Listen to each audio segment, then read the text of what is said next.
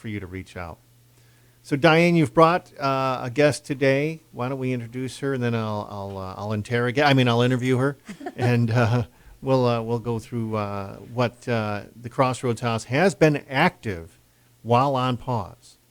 Definitely. We're moving forward right now and hope to open back up within a few weeks. But in the meantime, our nurses have been very active behind the scenes, supporting the residents and their families of those who are on our referral list.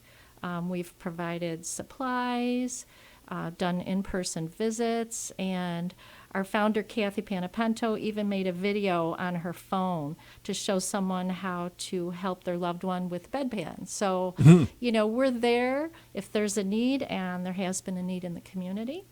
So I'd like to introduce one of our very fine caregivers at Crossroads House. She's a nurse, and her name is Nicole Havens. Good morning, Nicole, and welcome. Good morning. Thank you. You said bedpans, Diane.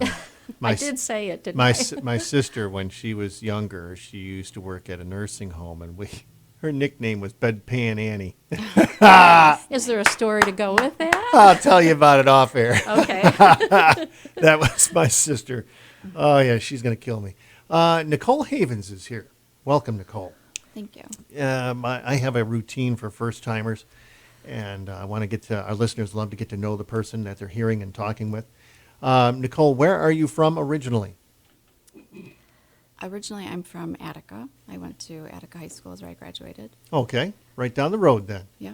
And you graduated from Attica High School. And what led you to the career that you're in now in nursing, healthcare field? What was it that inspired you to get involved?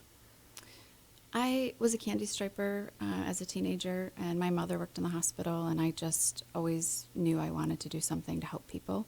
I was kind of torn between teaching and nursing once I got to, the end of high school, but I finally decided to go with nursing. And I've graduated from nursing school in 1998, and I've been working as a nurse ever since. Wow, that's 22 years ago, right? 98, 88. Yeah, 22 years ago. Wow, Yeah. You have an amazing career, and you're a young lady yet. Thank you. So was it St. Jerome's, UMMC, Warsaw? Where was Mom working out of? My mother worked in Warsaw. Okay, and then you were working out of? When I graduated, it was right when St. Jerome's and UMMC were doing their merger, so Gotcha. they weren't really hiring at the time. So I ended up going up to Rochester and working. Whereabouts? I worked at Strong Mhm. most of my career. Gotcha. Okay, I'm from that area, so Okay. I know the area quite well. And tough work. You got to be tough, Yeah. not it just was. physically but mentally. Yeah, it was. But What I would loved you it. What would you say prepared you to get involved with the Crossroads House? Crossroads actually opened the year that I graduated from nursing school, so I can remember doing a tour, and I thought, well, this might be something I want to do later in my career. Not necessarily something you want to jump right into. I was more interested in the beginning stages of life, and so I found myself at home, staying at home, and heard that there was a job open. My husband's grandfather actually passed away at Crossroads House, and so that was my first personal experience with Crossroads House, and I just really liked what they did, and thought, someday I want to do this too. And then there happened to be a job opening, and we were in the middle of an adoption, so I needed to go back to work and make some money for that. And here you are. So, yeah, I ended up at Crossroads House. Fantastic. And it's definitely mutually beneficial. I mean, three ways. You're helping out the Crossroads House, they're helping you out, and you're helping out the patients. Right. As a caregiver, during the pandemic, everybody's been kind of put on hold. Not the Crossroads House. They developed a plan to initiate home visits. Tell us a little bit about that.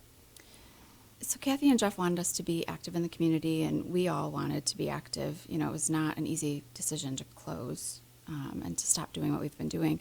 So they came up with this on-call idea where the nurses would take turns being on call, and we would go through we have a book of referrals, so people that we have met in the community, and we've just kind of kept tabs on. They weren't ready to come to Crossroads, or we didn't have a bed for them, or whatever the situation.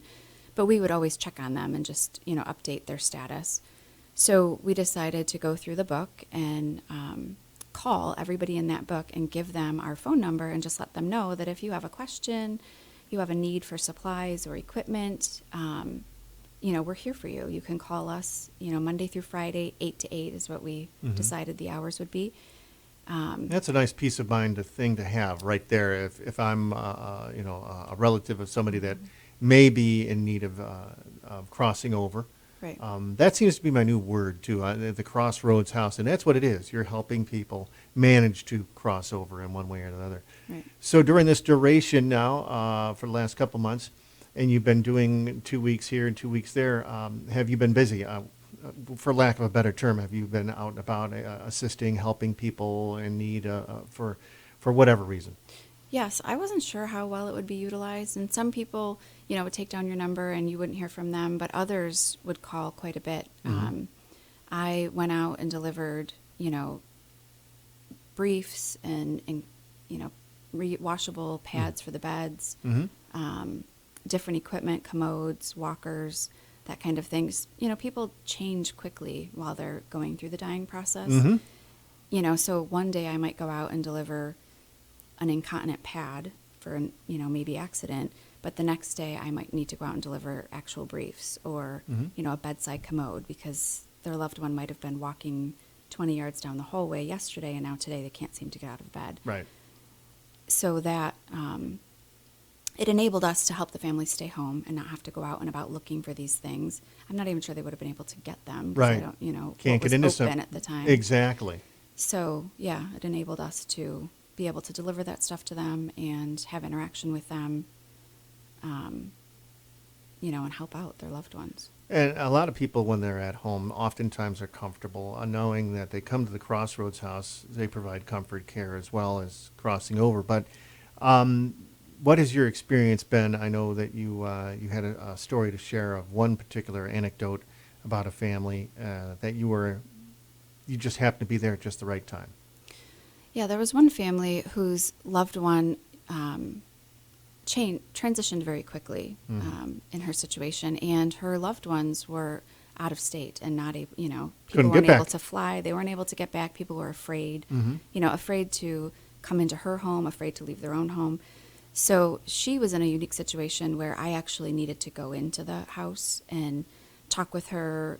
She had fallen a few times, so I would kind of look her over, make sure she was, in good shape.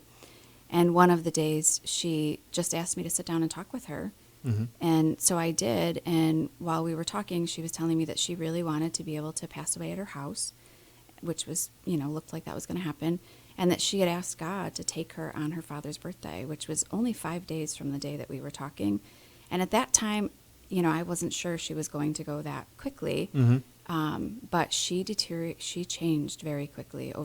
By Monday, I was quite sure that she was, going to come close to having her dying wish, and she did. And in talking with the family, I was able to share that story with them. They had no idea.